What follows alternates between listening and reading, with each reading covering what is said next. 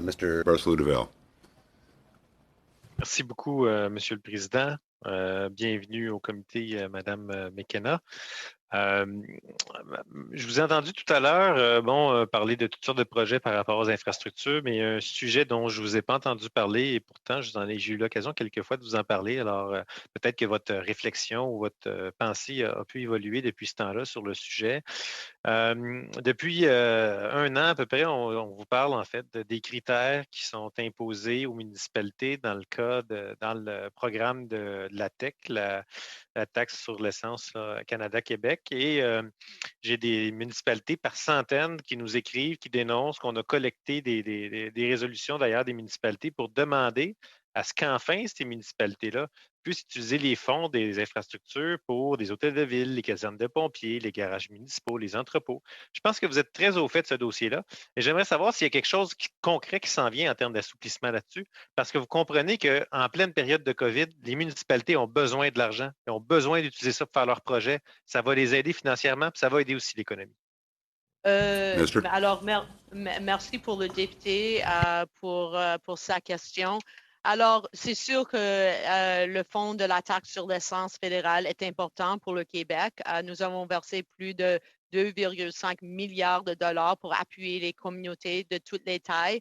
Quand on regarde comment ça fonctionne, parce que je pense que c'est vraiment important de comprendre au Québec, et au Québec, c'est différent que des autres provinces du Canada. Le Québec est responsable d'administrer les fonds de la taxe sur l'essence fédérale par l'entremise de son propre programme pour assurer que les investissements appuient les projets d'infrastructure au bénéfice direct des municipalités.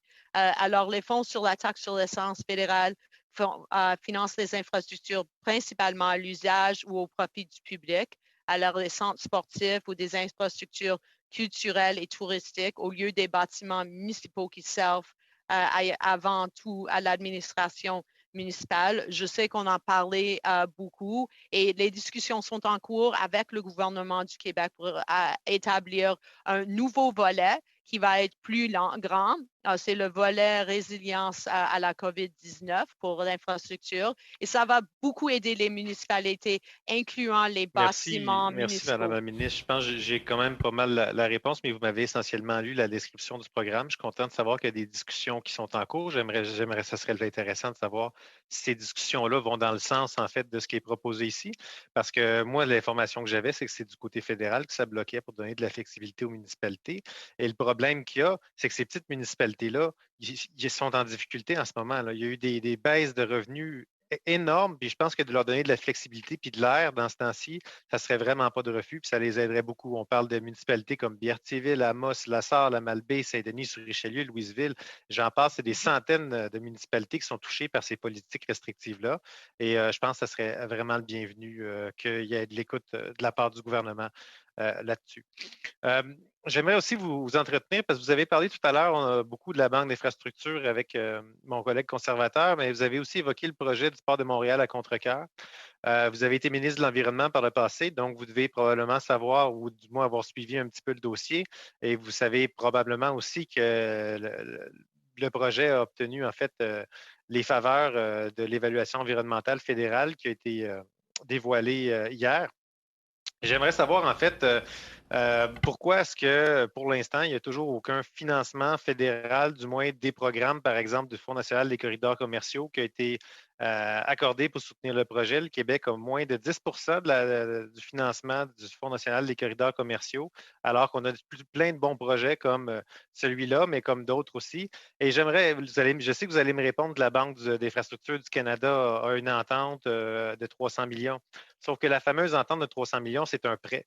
Ce n'est pas une subvention, alors qu'ailleurs, il y a des subventions, et alors qu'ailleurs, en fait, les autres provinces ont eu accès à ce fonds-là. Pourquoi est-ce que le Québec n'a pas accès, puis pourquoi est-ce que Contrecœur n'y a pas accès?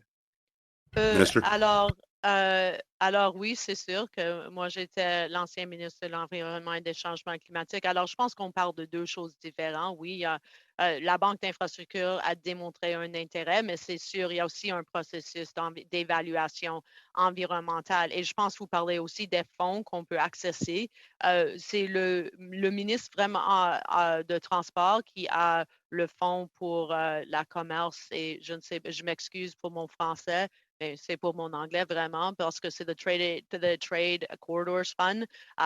Alors, je peux apporter la question à lui, mais je dirais, nous reconnaissons combien c'est important l'infrastructure pour pour le commerce international. Alors, on sait toujours de regarder des opportunités, des projets.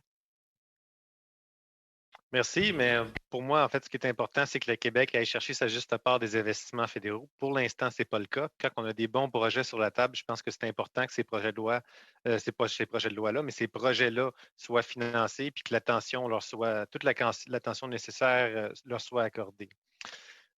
Présentement, on a un autre problème. En fait, vous avez parlé de la Banque d'infrastructure puis du fameux financement du REM dans votre bilan. Mais en fait, il y a un autre problème avec ça, puis je pense que vous en êtes au fait. C'est que l'aéroport de Montréal, parce que toutes les villes sont en difficulté, mais les aéroports aussi, le secteur aérien au premier plan. Et l'aéroport de Montréal n'a plus une scène. Il n'y a plus d'argent pour mettre dans le REM. Le gouvernement du Québec, pour l'instant, a déjà investi en fait 1,2 milliard en fait dans le projet du REM. Et là, ce qu'on comprend, c'est que le projet, en fait, le raccordement avec l'aéroport de Montréal serait mis en péril en raison de la pandémie. Et le fédéral ne voudrait pas mettre sa part d'investissement pour faire en sorte que le projet fonctionne. On aimerait savoir pourquoi. Puis est-ce que vous allez finir par mettre l'argent? Thank you, Mr. Barcelona-Duval. Quickly, Minister McKenna. Alors, c'est sûr que nous reconnaissons que c'est difficile avec, nous sommes une pandémie sanitaire, mais aussi économique. Alors, le REM, c'est un projet très important. Moi, j'ai seulement vu les journaux, comme vous les avez vus, que le gouvernement du Québec a dit qu'ils ne vont pas investir. Alors, le REM, nous avons investi avec la Banque d'infrastructure et on va regarder ça. Moi, je pense que le transport en commun est tellement important et moi, j'essaie de toujours avoir plus de transport en commun au lieu de moins. Thank you, Ms. Jazik. We're now going to move on for 2.5 minutes. Mr. Barcelona-Duval, you have the floor. Merci, Monsieur le Président.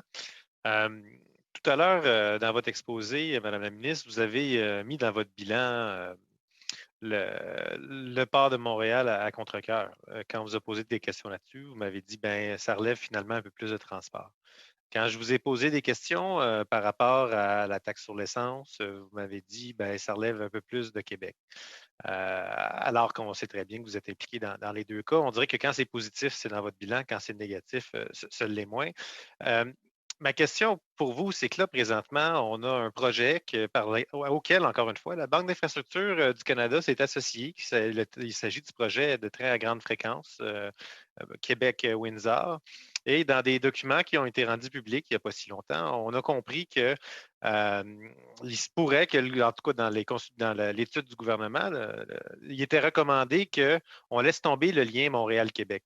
On a déjà fait mention tantôt que le Québec n'obtient pas sa part en infrastructure. J'aimerais savoir s'il va y avoir un engagement concret de votre part, de votre gouvernement, à faire en sorte que, un, le projet se concrétise, et deux, que le tronçon Montréal-Québec en fasse partie, et trois, s'il vous plaît, répondez-moi pas encore une fois que ce n'est pas de votre faute. Thank you, Minister. Alors, quand je parle on travaille avec le Québec, c'est quelque chose que je pense est tellement important. Moi, je pense que la juridiction du Québec est quelque chose que j'apprécie bien. Mais quand ça vient au train à grande fréquence, on fait une étude. Je pense que c'est vraiment important d'apprendre les coûts, d'apprendre comment où ça va aller.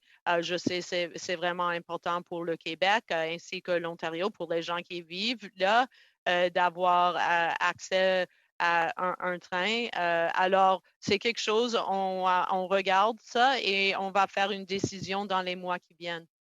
Mais est-ce que votre gouvernement s'engage, oui ou non, pour le tronçon Montréal-Québec? Est-ce que vous allez encore abandonner le Québec? Mais je pense pas qu'on a abandonné le Québec. Alors, je vais commencer avec ça. on a fait des investissements historiques dans l'infrastructure autour du pays, incluant au Québec. Alors, moi, je suis très heureuse quand on parle du transport en commun. L'investissement qu'a fait la Banque d'infrastructure dans le REM est un exemple de combien c'est important de travailler avec le gouvernement du Québec. Vous Je vais devoir savez vous interrompre. que Michael Sabia, Madame, lui, il je vais devoir vous vient... interrompre. J'aimerais ça vraiment obtenir une réponse à ma question. Vous dites que vous n'abandonnez pas le Québec, mais les chiffres ne mentent pas. Les rapports du directeur parlementaire du budget qui sortent sont très clairs, puis du vérificateur général aussi, que le Québec est sous-investissement fédéral en infrastructure. Puis c'était la même chose pour le Fonds national des corridors commerciaux dont je sais fait valoir tout à l'heure. Et là, je voudrais savoir si vous allez financer, oui ou non. Est-ce que vous allez vous porter garant de la section Montréal-Québec du train à grande fréquence? Thank you. Mr. Alors- Short answer? Alors, une étude se fait avec le train à grande fréquence. On n'abandonne pas le Québec. On investit dans le Québec. Des fois, on entend les projets du Québec pour qu'on puisse évaluer les projets et faire des investissements. Mais c'est sûr, moi, j'ai passé beaucoup de temps au Québec et je sais combien c'est important l'infrastructure pour croître l'économie, pour attaquer au changement climatique, pour faire que les communautés sont plus inclusives et on va continuer de le faire. Thank you, Minister. Thank you, Mr. Bressler DeVille.